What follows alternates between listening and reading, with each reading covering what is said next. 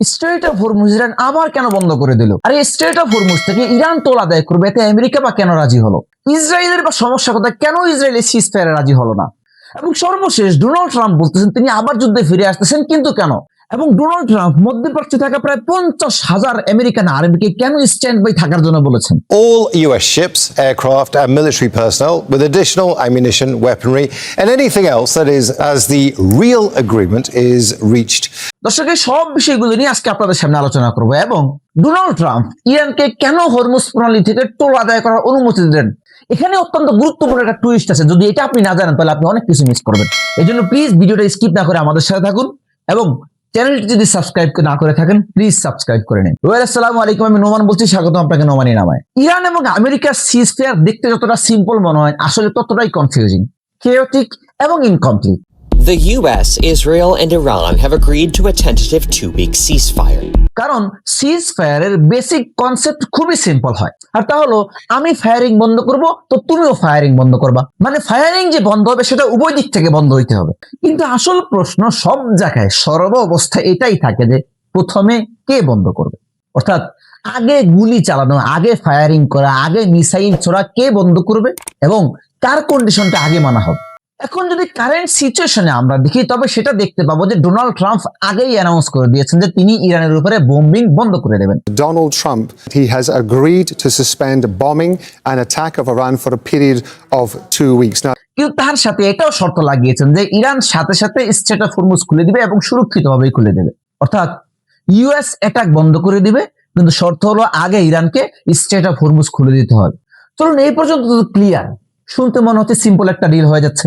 Strait of Hormuz খুলবে, oil flow শুরু হয়ে যাবে, অ্যাটাক থেমে যাবে। কিন্তু আপনি যখনই এই সিজ ফায়ারে কিছুটা গভীরে যাবেন তখনই সবকিছু বদলে যায়। আর সেটা কিভাবে? ইরান এই কন্ডিশনকে ভিন্নভাবে ফ্রেম করতেছে। ইরান বলতেছে স্ট্রেট অফ হরমুজ থেকে সেফ প্যাসেজ অবশ্যই পসিবল হবে, তবে ইরানের আর্ম ফোর্সের কোঅর্ডিনেশন এবং টেকনিক্যাল কন্ডিশনকে মাথায় রেখে To begin charging ships passing through the Strait of Hormuz. অর্থাৎ ইরান এই পুরো সিজ ফায়ারটাকে একটা কন্ডিশনের সাথে ডিফাইন করে দিয়েছে। চলুন আমরা এখন ইরানের স্টেটমেন্টকে একটু ডিকোড করার চেষ্টা করি। ইরান বলছে স্ট্রেট অফ হরমুজ থেকে জাহাজগুলো তো অবশ্যই যেতে পারবে, কিন্তু ইরানের আর্ম ফোর্সের কোঅর্ডিনেশনের সাথে। প্রশ্ন হচ্ছে কোঅর্ডিনেশনটা হবে কি? ইরান কি শুধু জাহাজগুলো যাওয়ার পারমিশন দেবে নাকি পেমেন্ট নিয়ে তারপরে পারমিশন দেবে? Institute a toll booth system. এবং টেকনিক্যাল লিমিটেশনের মানিটা কি? এটা কি নেভিগেশন ইস্যু নাকি পানিতে বিছিয়ে রাখা মাইন? আর সবচেয়ে ইন্টারেস্টিং বিষয় হলো স্ট্রেট অফ হরমুজ কখনো টেকনিক্যালি ক্লোজই হয় নাই, এমনকি যুদ্ধের সময় এটা বন্ধ হয়নি। টেকনিক্যালি কেন বলছি? স্ট্রেট অফ হরমুজ সব সময় ওপেন ছিল, কিন্তু শিপ কেন যাচ্ছিল না? কারণ অ্যাটাক হওয়ার ভয় ছিল। অলরেডি ইরান কয়েকটাকে অ্যাটাক করে দিয়েছে, যার কারণে অন্যান্য শিপগুলো যাচ্ছিল না যদি ইরান অ্যাটাক করে দেয়, কিন্তু এটা সবসময় ওপেন ছিল। এখন প্রশ্ন হচ্ছে সিজ ফায়ারের শুরুটাই যদি সেফ ওপেনিং এর মাধ্যমে হয় তবে এই সেফ ওপেনিং কে ডিফাইন করবে কে এবং কিভাবে? আমেরিকা করবে, না ইরান করবে, না ইসরায়েল করবে, নাকি গ্রাউন্ড রিয়েলিটি ডিফাইন করবে? আর এখান থেকে কন্ডিশন আউলাইতে শুরু হয়ে যায়। আরেকটি প্রশ্ন হলো সিজ ফায়ারটা অ্যাপ্লাই হবে কোথায়? একটা অংশ তো ইরানে, আরেকটা অংশ হলো লেবাননে। যদি ইরানে সিজ ফায়ার অ্যাপ্লাই হয় তাহলে লেবাননে সিজ ফায়ার অ্যাপ্লাই হতে হবে। লেবাননে আছে হিজবুল্লাহ, আর হিজবুল্লাহকে পরিপূর্ণ সাপোর্ট দেয় ইরান, আর হিজবুল্লাহর উপরে ইসরায়েল এখন কন্টিনিউ অ্যাটাক করে যাচ্ছে। 10 মিনিটের মধ্যে সিজ ফায়ার সম্পন্ন হওয়ার 10 মিনিটের মধ্যে ইসরায়েল প্রায় 100-র উপরে স্ট্রাইক করেছে, প্রায় 3 থেকে 400 লোককে মেরে ফেলেছে, 1000-এর উপরে ঘায়েল।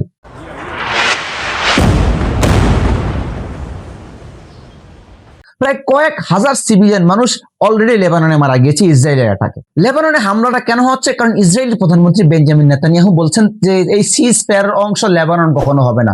লেবানন সম্পূর্ণ, লেবানন এবং ইসরায়েল এই সিজ ফায়ার থেকে সম্পূর্ণ আলাদা। I want to tell you, there is no ceasefire in Lebanon. আমাদের যুদ্ধ কন্টিনিউ চলতে থাকবে। We are continuing to strike Hezbollah with force, and we will not stop until we restore your security. এখন প্রশ্ন হলো যে সিজ ফায়ারের মধ্যে লেবানন ছিল কিনা? পাকিস্তান প্রধানমন্ত্রী শেহবাজ শরীফ তিনি টুইট করে সরাসরি বলতেছেন যে সিজ ফায়ারের মধ্যে লেবাননও থাকবে, অর্থাৎ লেবাননের মধ্যে হামলা বন্ধ হতে হবে। আর ইরান বলছে যদি সিজ ফায়ার হয় পুরো রিজনের মধ্যে সিজ ফায়ার লাগু হতে হবে, অর্থাৎ যদি ইরানও হামলা বন্ধ হয় তাহলে লেবাননে হামলা বন্ধ হতে হবে।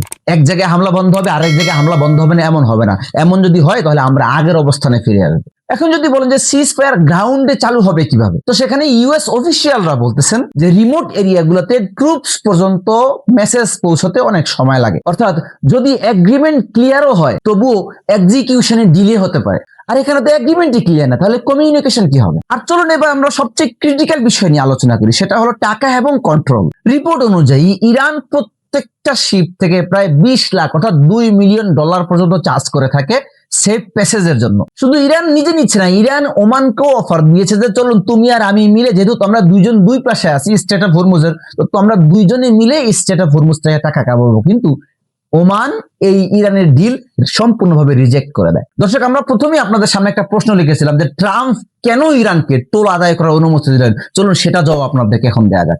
ট্রাম্প ইরানকে অনুমতি দেওয়ার মূল কারণ হলো ট্রাম্প নিজেও এখান থেকে টাকা কামাইতে চাইতেছেন। ইরান যদি প্রত্যেকটা শিপ থেকে $2 মিলিয়ন করে তোলে, তাহলে ইরান বছরে প্রায় $80 বিলিয়ন এখান থেকে ইনকাম করতে পারতেছে। আর এখানেই সবচেয়ে বড় সমস্যা ডোনাল্ড ট্রাম্পের। ডোনাল্ড ট্রাম্প দেখতেছেন ইরান অনেক বেশি একটা টাকা এখান থেকে নিয়ে যেতেছে, এই জন্য সেও চাচ্ছে এখানে অংশ নেওয়ার জন্য। যার কারণে ট্রাম্প এসে বলতেছেন যে ইউনাইটেড স্টেটস এই স্ট্রেট অফ হরমুজের ট্রাফিক ম্যানেজ করতে সহযোগিতা করবে, আর তাতে আমেরিকারও টাকা ইনকাম হবে।